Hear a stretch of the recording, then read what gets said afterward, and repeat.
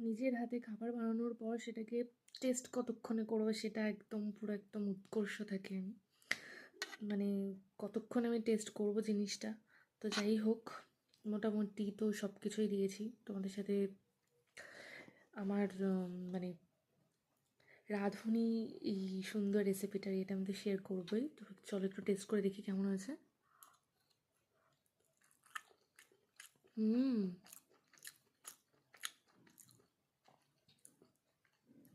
দারুণ হয়েছে।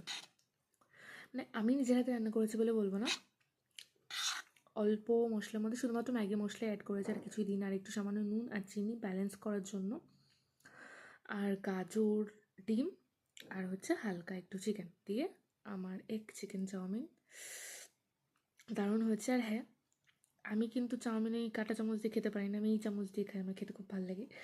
তো চলো তাড়াতাড়ি খেয়ে নিই।